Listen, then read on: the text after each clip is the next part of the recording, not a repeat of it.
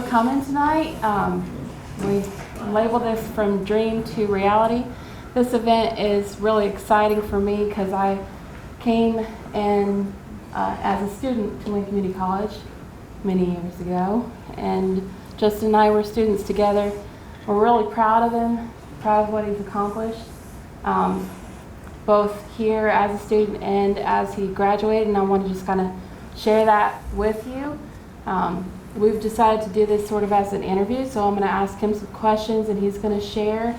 We will make available a video of this later as well, so you can go back to that, and there will also be a vlog and follow-up to that as well. So thank you all for coming, and enjoy. Justin, tell us a little bit about yourself and who you are. And who I am? Yes. Well, it was a summer day in 1980 when I was born. A nice summer day. Thank you. It is my privilege to be here with you tonight. This really is like coming home. It's been 16 years since I was on this campus, and I just got such a great feeling today when I drove up, because it's been a long time, and I've seen all the growth and all the changes, and so it's like old home week for me. You were touring me earlier, and it's just like such a great, comfortable feeling. But I do have some people that I want to thank. First of all, I'd like to thank God for blessing me. I have so many blessings in my life. I'd like to thank my parents who are here tonight. They never get to come to any of my speaking gigs in Wilmington. Not that they might want to, but I've been doing this for a little bit now, and they never get the chance to come down or to story time, because most of the time it's second graders that I'm reading to. So you guys are a little bit more of an adult audience tonight. But thanks to my parents for being here. My sister, my brother-in-law, and my nephews are here as well. So it's great to have a great support system. And I am honored that these three ladies at the front are here. I want to kind of like talk a little bit about them before we kind of go into this. This lady right here, Miss Metter, she was the first person that I met at this college, at the community college. She was my advisor. She saw something in me, I think the very first thing, or maybe she just wanted me to sign up for her class, but she put me into a journalism 110 class, and so I learned a lot about my writing skills from her, and I was very, very fortunate to be in your class and to serve as your editor for the Campus Voice. At that time there was a newspaper here on campus, and so I got to be that editor for a whole year. I don't know if you ever had a year long, but I tried hard to stay with you, and finally you kind of had to push me away. So it's my honor to be here with you. I'm going to jump to Miss Spicer. Miss Spicer is this lady right here, this beautiful blonde lady. She is the person whose office door was always open if we had a problem. And do you have a microwave now? Because I don't have a microwave in my house, and that's partly because of you. I prefer to cook all of my traditional meals, because I remember you saying that you didn't have a microwave. You were my public speaking teacher, so please don't grade me tonight if I don't do well. Last is our fireball, Miss Lomax. Miss Rosalind Lomax was my theater teacher. You were my English 111 teacher. I think I may have had you for English 113. I'm not sure. I had you quite a bit. There was never a dull moment in your class, and I treasure that. I treasured looking around the corner into your office to see if you were in there, to see if I could spend just a few minutes with you, because everybody wanted to be in your office there. But one of the things that I remember about Miss Lomax, and it coordinates to another teacher, I had history at 12 o'clock on Monday, Wednesday, Friday, while Miss Lomax was next door teaching her drama class. Tracy Ivy was the teacher. You know where I'm going with this now. And every day, Miss Edmondson Ivy was the history teacher, and she was like, that Rosalind Lomax with her drama. Her drama class is just too much for us. So at 12:30 every day, we clapped. Do you remember this? We clapped every single, so if I'm still going at 6:30 tonight, which is 6:10 now, I can't hardly see that clock, gosh. We're going to stop and clap. Everybody's going to stop and clap in honor of Miss Lomax and Miss Edmondson Ivy. I don't know if she's still here or not. She's retired too. Okay. Everybody's retired except for me. All right. So we got all that out of the way. And again, I'm so honored to be here with you tonight. And I hope that you enjoy the show. So, breaking news, Tell us, we know that you graduated from ACOC and then you came here to Wayne. Tell us a little bit about where you've gone for education and what all you have educationally. Oh, so tell us a little bit about the beginnings. Well, I did not want to leave Wayne Community College. I was going to be like an eternal student here, I think. I was 5 years in. I stayed here for 5 years because of some things that I did to mismanage my college career. But fortunately, I did graduate from here in 2003 with an associate in arts degree, and I moved on to UNC Wilmington, the port city. Who's been to Wilmington? Everybody's been to Wilmington? It's a great town. My sister loves it. She wants to move there. So great town. I graduated from UNCW in 2005 with a bachelor's in communication studies and a concentration in public relations. And but for the record, are there math haters here? Any math haters? You guys are all my friends because I don't like math either. So you guys are probably future comm majors. So that kind of brings us to issues. What kind of stuff do you feel like you struggle with the most in your education? I struggled with math from the time I was in second grade at Nahana Elementary School. It is no longer in existence. I struggled with math, and I had tutors here. I went to math lab. I had tutors in high school. I had tutors here. I had tutors, and then I finally found out to be a comm major at UNCW that I could take a statistics class and get in. And it was a real struggle for me because I could not do algebra. I could not do calculus. It was just some of those things that were just foreign to me. My mind just could not wrap around it. And so that was probably my biggest struggle. As far as some of the other things were that I was a little lazy on some of the things that I was blowing a lot of smoke. I was saying that I wanted to do this, but the part that held me up here at Wayne Community College and made me stay for so long was that I was not managing as well as I should have. So most kids are on a 2-year track, and I went over to Sharon Price's office in College Transfer Services one day. I was going to meet with the counselor for Mount Olive College, UNCW, and I found out I was nowhere near where I was supposed to be for courses.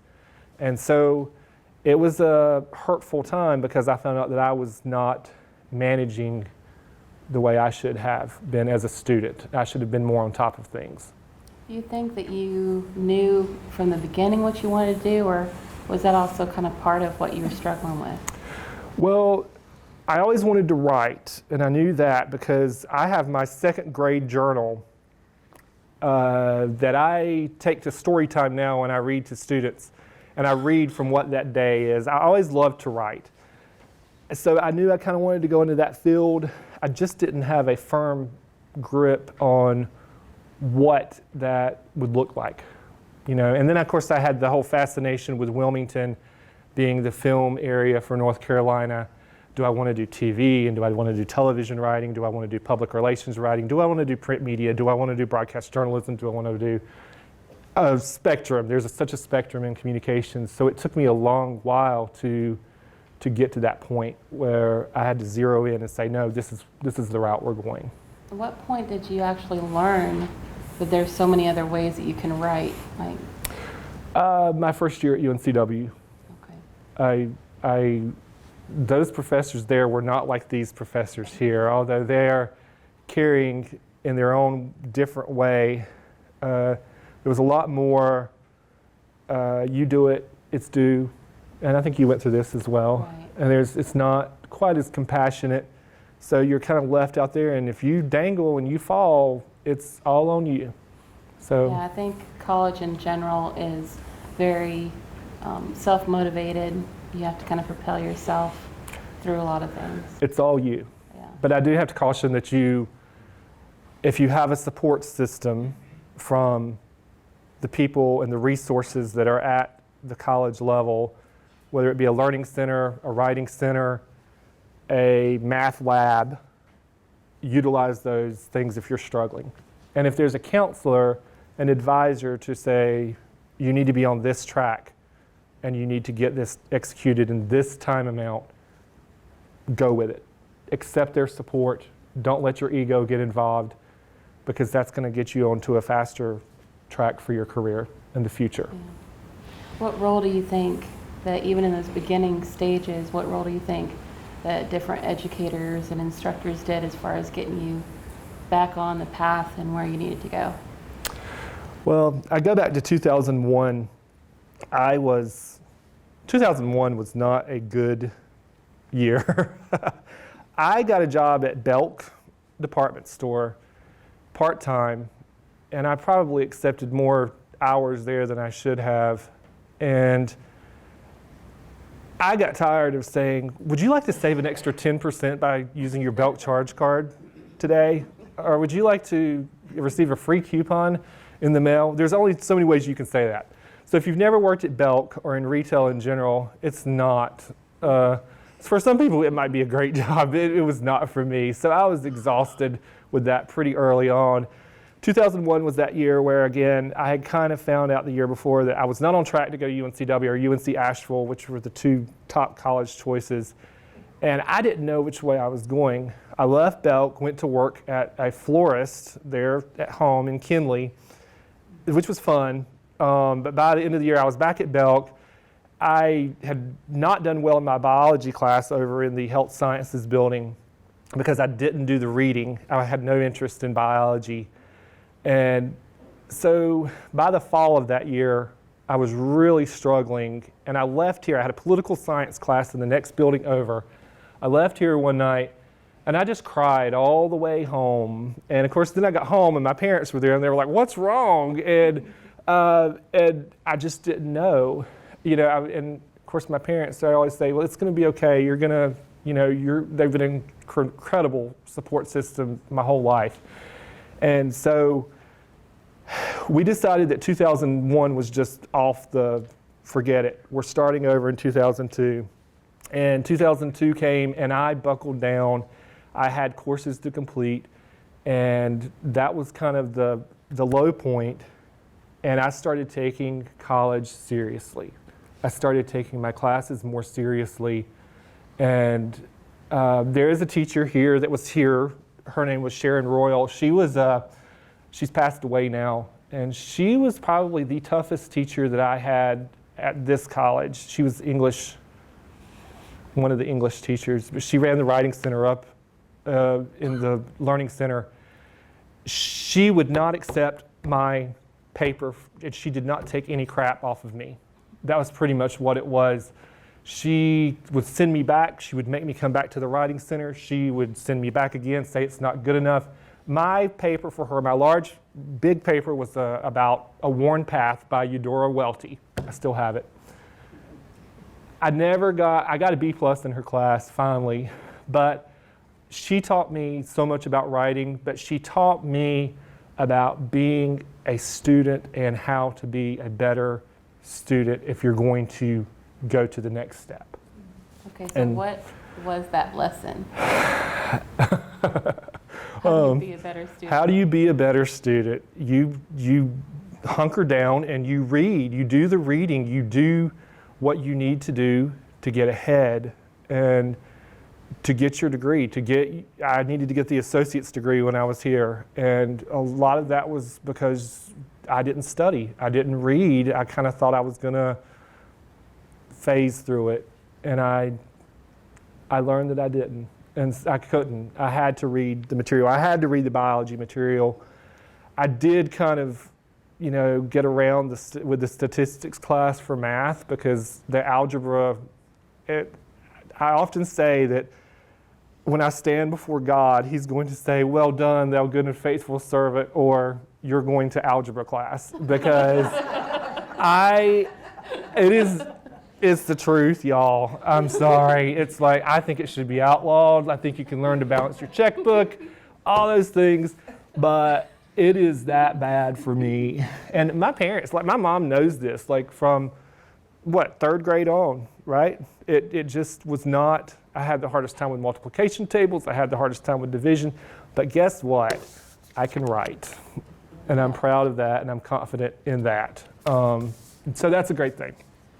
You really learned how to kind of focus on your strengths and grow in that. And when you went to Wilmington, you kind of bloomed in that space. So tell us what you got involved with at UNCW that really helped you. Well, what I got involved with at UNCW, but I wanted to backtrack to my graduation here. I graduated from here in May of 2003. It was sad because I was leaving all of you guys. And I remember Liz came to me Miss Metter, I'm sorry. You came to me there that day and you were like, "This is it. You've done it." And it was such a great feeling. The caveat to that is that I had not been accepted to UNCW yet. That was in May, like May 10th or May 3rd or something like that.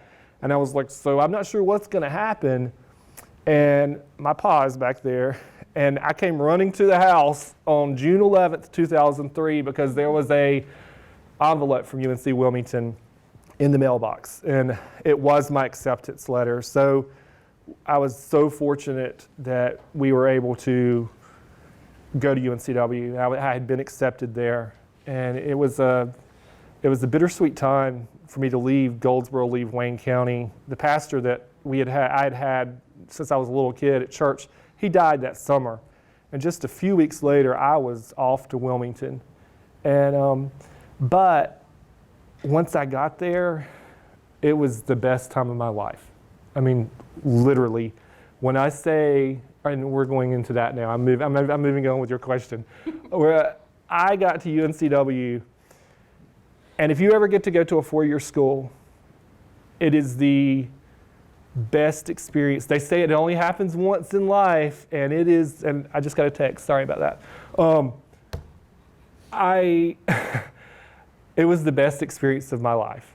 I got involved in clubs, I got involved in different things there on campus, and I was off campus because I was an older student. I was 23 already, and so, but I still got involved, and I got involved in the student government, and it is a once-in-a-lifetime experience. If you get the opportunity to go to a four-year school, don't dodge those opportunities that you have on campus. I have a niece right now who is at UNCW. She's in her sophomore year. She's a junior now. And she's getting to see that experience all that right now.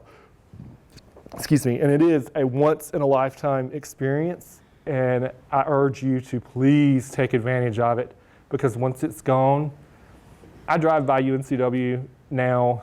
I drive through campus, and it's sweet, sweet memories. But it's sad in a way, because again, those days are gone. Yeah. Like you said earlier, we took a tour of Wayne, and even Wayne's changed so much since we were students. And UNCW has done the same thing. How does that feel when you go back to your alma mater and things are so different? Right. Yeah, and things are different here. I think that for me, the people are what made the difference here. You were here. We had some great friends here. Teachers that we have, 3 of them are here tonight. And the people, the support system that we had, almost really better than high school to me, than that high school experience. Of course, I was a long-standing student here, so I was like the Van Wilder. I just wanted to stay on and on and on. But both campuses have changed. UNCW has changed. It is constantly changing. It doesn't even resemble the same campus from when I was there in the mid-2000s. And this campus, wow. The buildings this building was not even here. All of our stuff was over in that building, and the MSS building is what I call it. I don't know what it's called now, what it is, but MSS 201 was where my journalism class was. So yeah, but great memories. So I urge you, if you go to a community college, make the best of it. If you go to a 4-year school, whether it be East Carolina or NC State, even if you're a commuter, you can still get involved. And I lived off campus, but I was very involved. And I have lots of friends that are not in Wilmington anymore. They've moved other places, but we can still kind of connect. We connect through Facebook, Twitter, Instagram, Snapchat, all of those. And for the record, I was part of the inaugural year of Facebook when you still had to be a college student. Oh, yeah. Facebook used to be just for college students, and now everybody's on there. You're not, Miss Spicer. I keep looking for you, and you're not. That's okay. Right. And you're the better for it, trust me. There's days I kind of I post my stories. I have a story to tell really quickly, just about you, Miss Better, really quickly. I'm sorry, Miss Spicer used to say, she's your girlfriend. 3 weeks ago, I was in the my story that's in the Star News today, the Wilmington Star News, it's in this morning's paper, was in this morning's paper. I was sitting at the top of the Pender County Ward's Corner fire tower on a story on Fire Prevention Week. They don't use the towers anymore, but I was in Pender County near Atkinson. The guy that was the Pender County Ranger, I said, so did you go to NC State? And he said, no, I went to Wayne Community College. And I said, really? I said, so did I. And I was like, when were you there? And he was there, of course, before me. And I said, who was your teachers? The first teacher he said, Miss Metter. And I said, Miss Metter? I said, Miss Metter was my teacher too. And his name is Hagen Blake. And he had Mr. Metter for some of the ranger stuff. I'm forestry, yeah, that's right. So anyway, you guys are known far and wide. Okay, all right, so I digress. I'm sorry. Get back on your questions, your list. So you had the opportunity to work in an internship through UNCW. You worked with One Tree Hill. So tell us a little bit about what an internship is and how that all went about, what you did. Well, that was a fun. Has anybody ever seen One Tree Hill? No? Nobody in this class has seen One Tree Hill? I don't want to be anything other. So in Wilmington, that is the quintessential TV show. It is. Dawson's Creek was the one before, and the year that I moved to Wilmington, Dawson's Creek had wrapped, and One Tree Hill was kind of a quasi spinoff of that because Chad Michael Murray had been. So I sit down in my internship advisor's office at UNCW one day, and I said, I want to do an internship. And she said, well, I'm so glad you did because nobody else seems to want to. And she said, do you want to go to WWAY? Do you want to go to WECT? Focus on the broadcasting. Do we want to put you in a PR firm? And I said, I want to go to One Tree Hill because I was interested in television writing at that point. And I was just fascinated by 23rd Street and where our movie studios are. Wilmington has a very strong center of the movie industry. Jamie Lee Curtis is there right now. She's filming Halloween. She was seen downtown a couple of weeks ago, and she was all over downtown last week. They showed her on the cover of the paper. Her arm was bloody from some sort of scene that she's been filming. So lots of things filmed there. I wanted to do One Tree Hill. I just thought it would be neat. I wanted to be a writer. And I'm sorry, everybody, it's 6:30. So in honor of Miss Lomax and her drama class, let's everybody clap. And woo! All right. And if you have any contact with Tracy Ivy, you can tell her. Thank you for that. All right. So One Tree Hill. I digressed again. Yes. So I go off, I'm like the president, I go off script all the time. Television writing. I wanted to be a television writing intern. I had applied for Disney's writing school, and I did not want to go to California.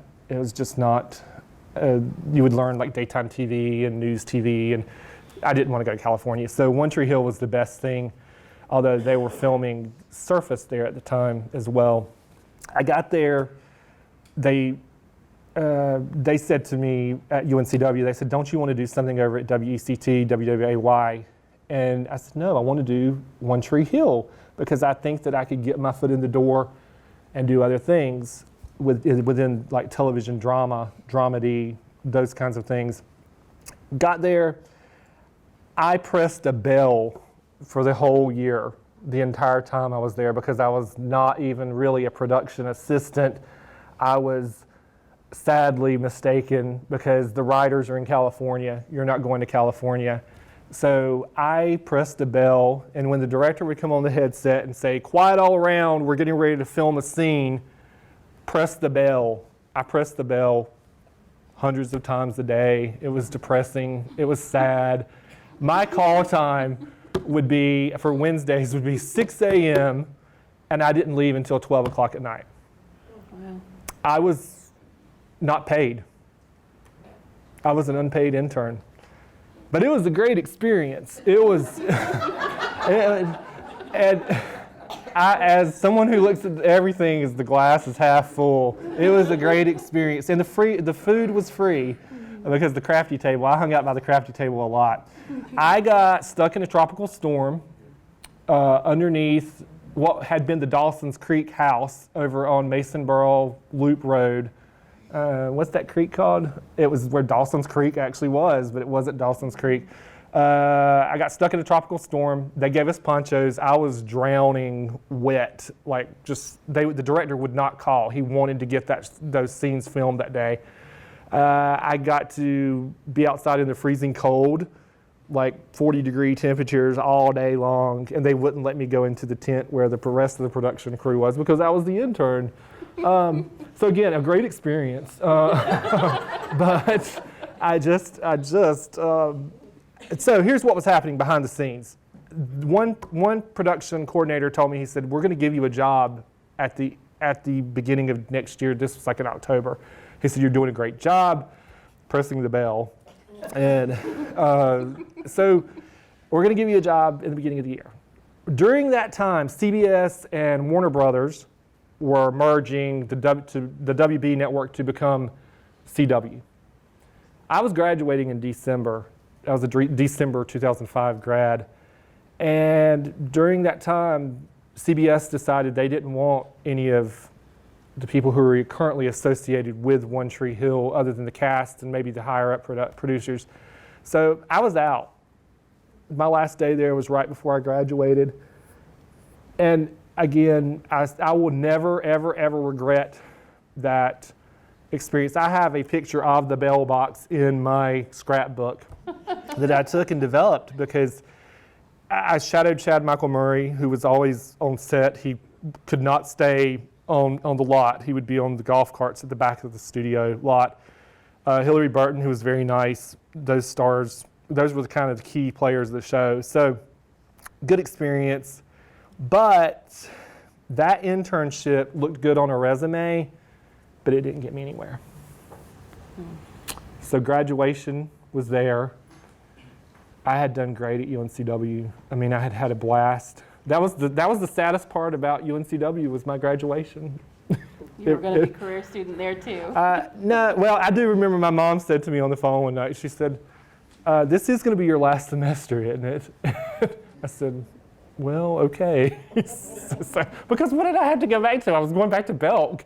And would you like to save an extra 10% on your purchases today?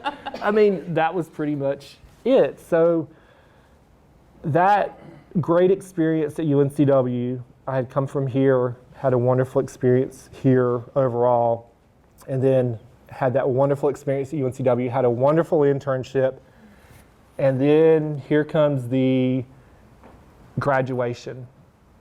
And that was a sad time for me because I was like, what's next? And my senior internship class, everybody will do a discipline capstone if you go to a 4-year school. I think it's required now, and you should, because it teaches you how to write a resume better, teaches you how to strengthen on interview skills. You should be able to sell yourself and to be able to get the job. But guess what? Everybody that graduates with you is also looking for a job. Sometimes in the same field. Sometimes in the same field. And again, comm studies is a broad field. So do you want to go into marketing? You want to go into PR? You want to go in, you could be a call center person at Verizon. You could still be like a marketing person, PR, a spokesperson for a company or a hospital or, those kinds of things. So 2006 was that year where I was transitioning again, making another transition. And I was optimistic at first. I was really optimistic. I was going to find a job. And I was really focusing and zeroing in on public relations jobs. And it just didn't happen. It just did not happen. I had some good interviews. I had some phone interviews. I had a great resume. I had a really good resume. I had a great cover letter. I had the good writing samples. But 9 times out of 10, and I'm a firm believer in this, hate to say it because I didn't used to say it, but now it's all in who you know. So networking is a big, big part of finding a job. And I'm going to explain to you why in just a little bit. But that 2006, 2007, I started the job hunt, and I was like a part-time. I had like 4 different resumes, like one for public relations, one for broadcast journalism, one for writing over here at this. And, all across, I was applying for jobs in Atlanta. I was applying for jobs in TV industry, which is harder because it's such a small niche. I was applying for jobs even in New York. I wanted to go to New York for a year, and my good friend Jeff, who I had worked with at Belk, they just wanted someone to go to Long Island to kind of stay with his grandmother in Long Island. She was elderly, and they were like, we just want somebody to stay there at night. She's fine during the day, staying by herself. I was like, it'd be cool to go to New York for a year. And I was all set to go to New York in just a couple of months, and she died. Wow. So that was not meant to be. And I am a firm believer in it's not meant to be, it's just not meant to be. And so I was stuck in Wilmington. And again, I would call my parents at night. We talk every night. I think we talked every night for 16 years, except for one night when you guys were somewhere out of town or something like that. So my mom would say, it's going to be okay. Something's going to come along. You just keep it on. You keep it on, and you keep applying for jobs. And I did. It became like an obsession for me. I would apply for jobs in Charlotte. I went on job interviews. The Verizon people told me that I didn't have any experience. You don't have any experience in our. This is just for a call center job. So I was upset. A news director in Wilmington, I went for a reporter position. This was like the end all to be all. He said, I can never put you on camera. And I said, why not? And he said, your gap is way too big.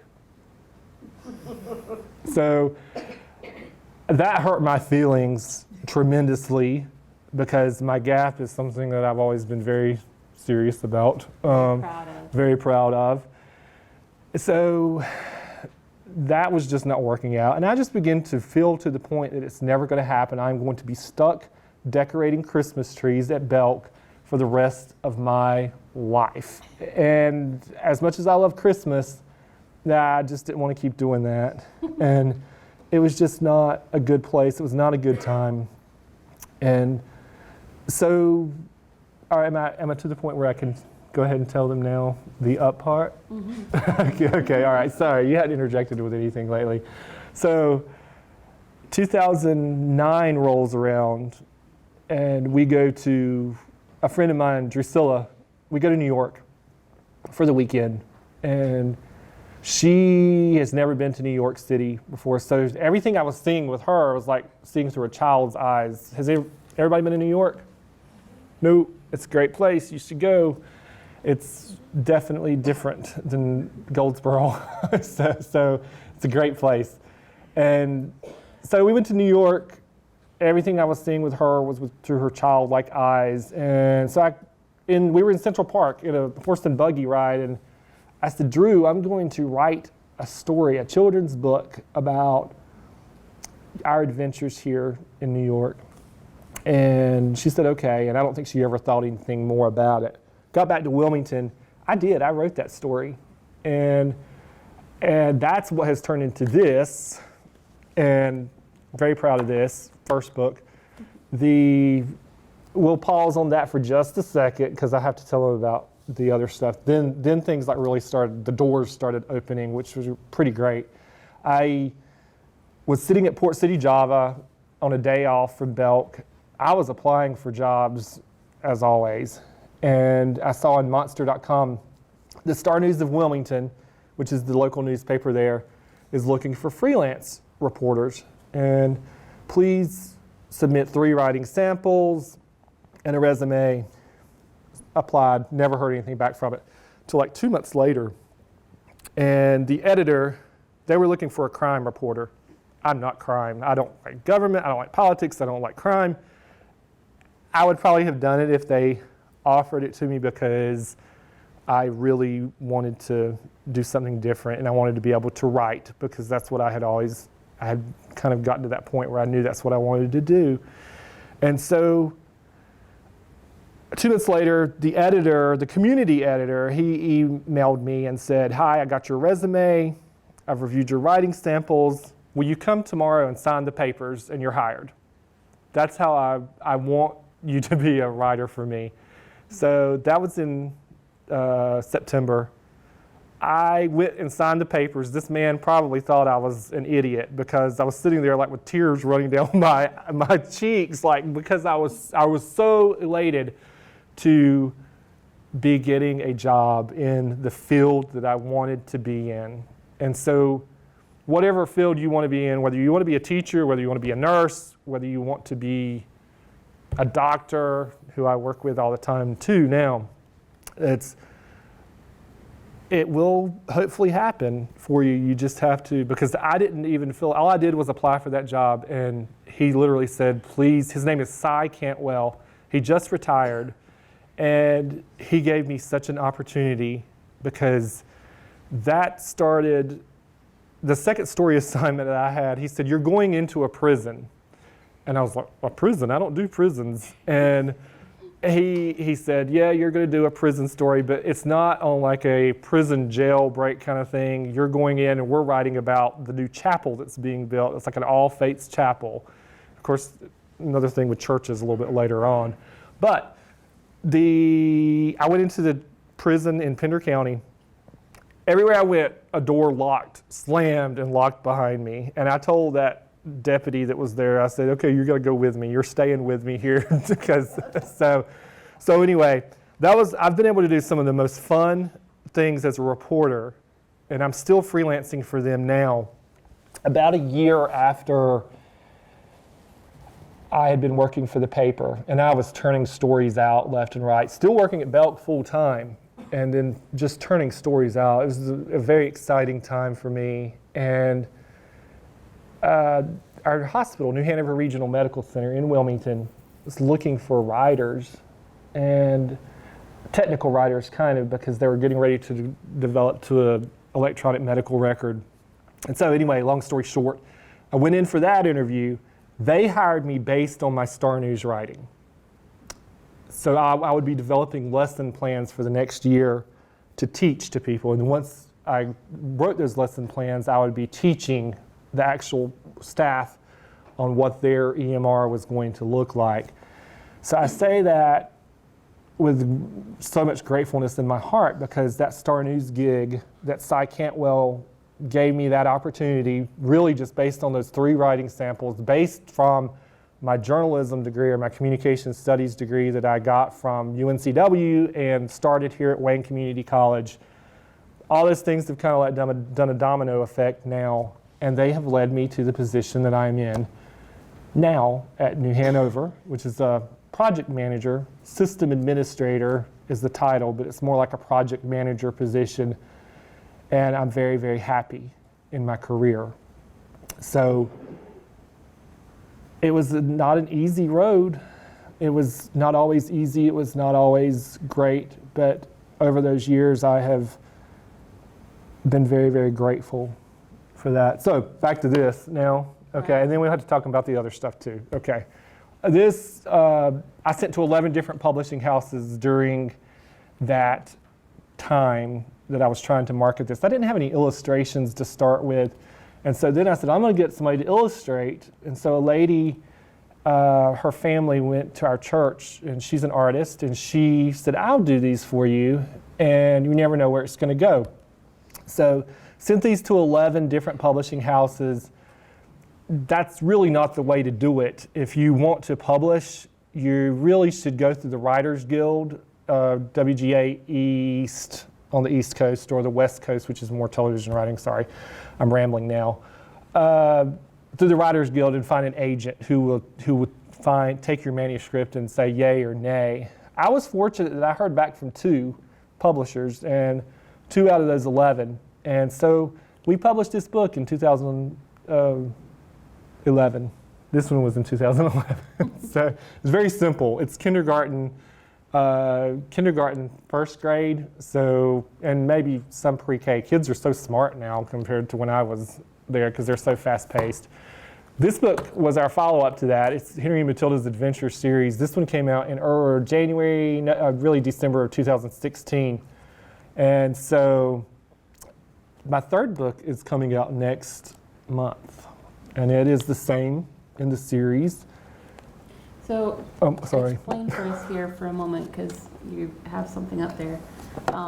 This is really a children's book series based on a dog and a chicken that kind of travel around. Oh, yes. So the premise is a dog.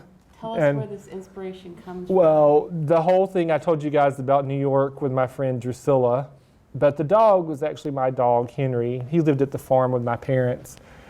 He has passed away since then, and he was a one-of-a-kind dog that I'll get teary-eyed if I talk too much. Here he is right here.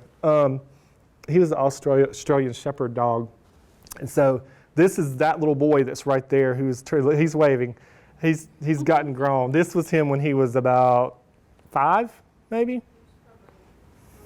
3 or 4. He's our brand label. He'll be on the cover of all the back of the books, which does not sit well with my other nephews. So I had another nephew, not that one over there, but who said, why don't I get to be on the back of your book? So it was just a perfect picture. And so anyway, 3rd book is coming out next month. And if you find someone who wants to work with you, who wants to be creative with you as an artist, like, you always want to kind of control that writing like I do. And I'm like, no, we can't change that. We can't take those illustrations out. We're not going to change that. But there are editors out there who definitely say, no, you can't. That's too long. It's too short. And it is, because I'm keeping you guys. It's already 6:50 almost, and our attention spans are short. So long story short, I've done forgot what your question was now. I was rambling. So again. Your characters here are partially the real life Henry. Yes. Where's Matilda come from? Matilda is a chicken that we had at the time, and I don't think she's there anymore either. But the illustrator actually came out to our farm between Nahana and Kinley, and she kind of captured some of the things. There were certain things that I wanted, like daffodils are my favorite flower, so I wanted daffodils in there. I wanted the American flag in there. And so she captured those things for us, and so it is kind of real life. But it's amazing to me, y'all, that I will go into I do story time every year, school year in Pender County, New Hanover counties. There are children in Pender County right now who have never seen the ocean. And I heard of a student when I was teaching in Wilmington, and I taught at UNCW before there was a dorm. There was a student maybe in the 6th grade who had never seen the ocean. Right. And it's 6 miles. Yeah, there are students who never get to adventure anywhere. They don't get to go to New York. They don't get to go to Charleston. The next book, which will come out next month, will be Washington, D.C., minus all the politics that is there. So there are kids who love my books. They just get so much joy out of story time because they've never had that opportunity. And so if we touch one kid with that, I'm very, very thrilled, and I'm excited.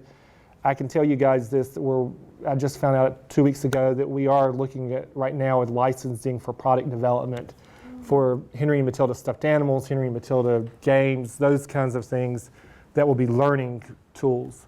So I'm really, really excited about that. We're looking at that hopefully for Christmas of 2020 drop for those. Cool. Yeah, I'm very excited about it. So you pursued public relations, you pursued journalism, but children's literature, I know you said you were kind of inspired to write a children's book in New York. Was that because of the way your friend had a sort of childlike response, or what do you think opened up children's writing for you? Because that is a real interesting niche. Well, it's a very competitive field, probably one of the most competitive mediums, because there's so many people out there with great children's story ideas. I think for me, it was really one of those things that just came to my mind. And at the time, I was struggling, and I wanted to leave some sort of mark. And books are the way of the world still to me, even though everything's on our phones. This is a lasting legacy for me. And as we further developed the series, my mom read to me every single night as a child. I think that's probably where I've become so strong in English and literature and those things. And I just thought of that. That was American literature. I had you for American literature too. I was trying to think of that other class in the summer. It was the whole summer long. But my mom read to me every single night. And the Berenstain Bears and Clifford the Big Red Dog, those kinds of things. And so I kind of saw those series and I said, I can develop a series too, and it's based on travel. And the travel market as well, hopefully is going to embrace it a little bit more as we get further along, because I don't want it to go away. So, you've talked a little bit about writing, going more digital. I know when we were students and special journalism students, we had a lot of things in print, and we grew up and we were trained in college to be more print market. What are you seeing is changing in that? How are things turning more away from print? Things are changing tremendously. Even in the amount of time that I've been in news media, my stories have gone from 800, 850 words per article to 300 words this year.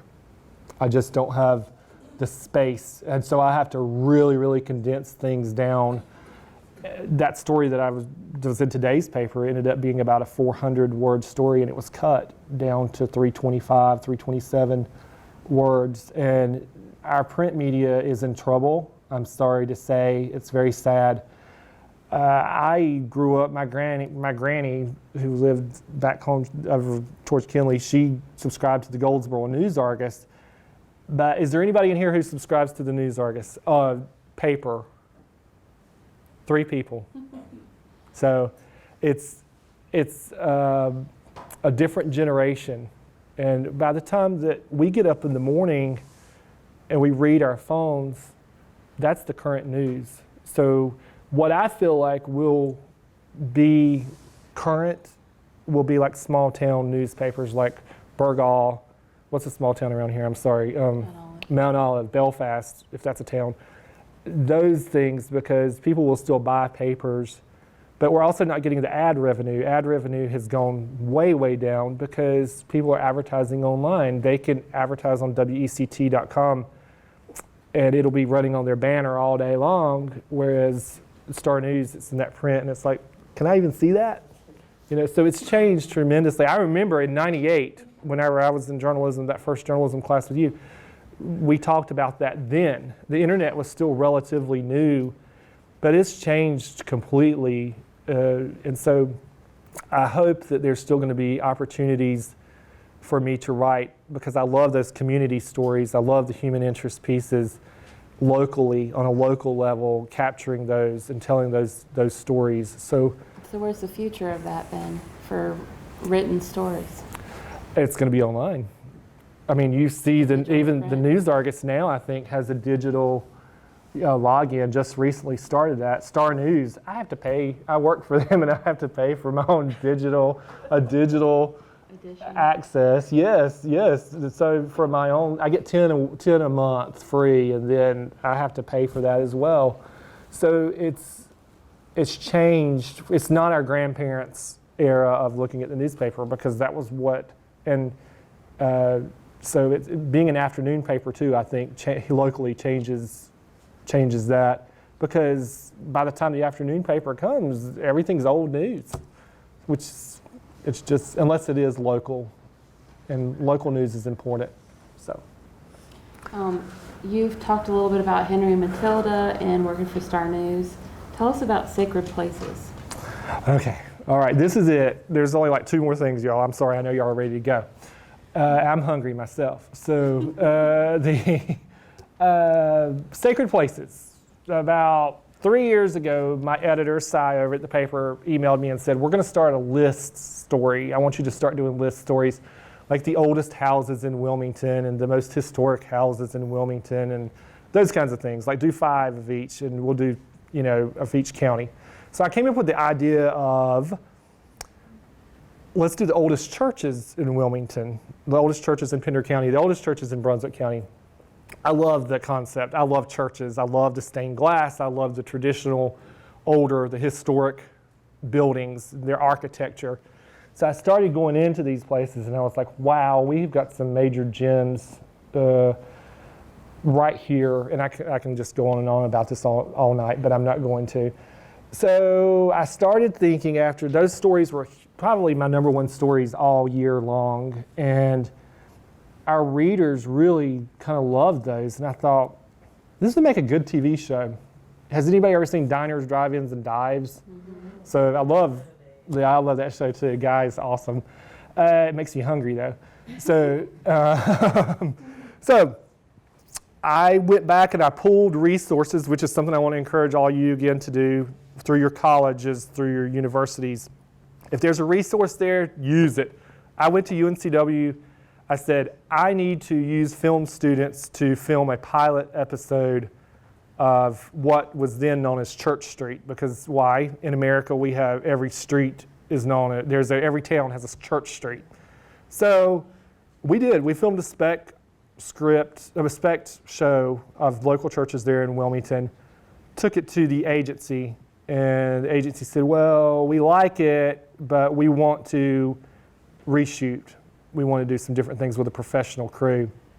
So the next thing I know, I'm standing in the National Cathedral in Washington, D.C. with a camera, a makeup person here doing all this. And we filmed that segment. We came back to Wilmington, filmed a historic church there, wonderful, beautiful African-American church there that's historic. And then out to Pender County to film there was a Revolutionary War church. And so right now, the agency has it, they're marketing it, and the Discovery Channel is making a decision soon on whether they're going to pick it up or not. So I'm very excited, I'm very hopeful. If it's a go, it's a go. If it's not, then it wasn't meant to be, and I'll move on to something else. I've got these, but the goal, and that's what I want to leave you with tonight, a lasting legacy, if you will, is for you to continually grow, whether it be in your career, whether it be as a person individually. You need to challenge yourself to grow, because if you become stagnated, that's whenever you tend to get in trouble. Everybody goes through phases. We all go through phases in life where things just aren't going the way we want them to. Our dreams are not being fulfilled, or we're having to wait. But challenge yourself to grow, challenge yourself to try to be that better person that is helping others, that's helping yourself and helping others, because the world needs a bright spot, and it needs people who are going to help others. And so I challenge you and ask you to challenge yourself to grow. And that's it. All right, thank you.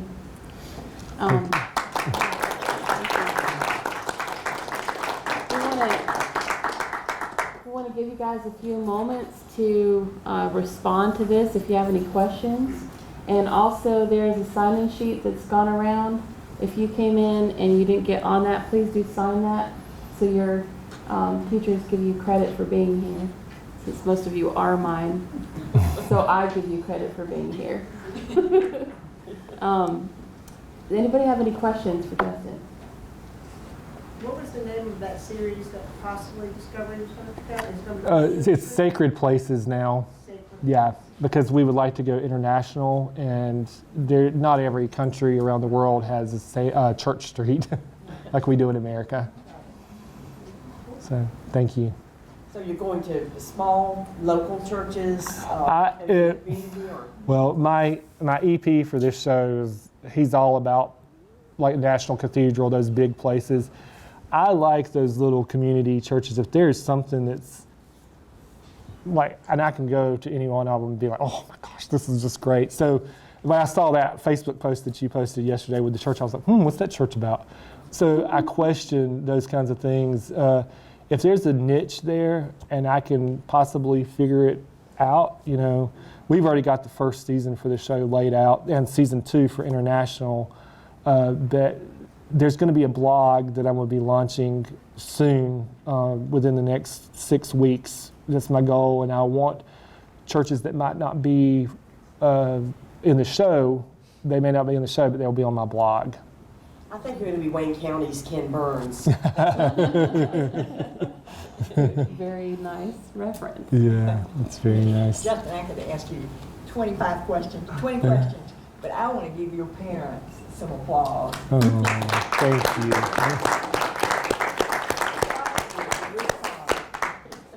They've been great parents, that's for sure. I'm very blessed.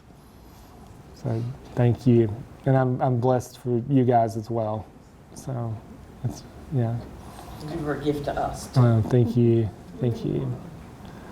All right. Everybody ready to go home?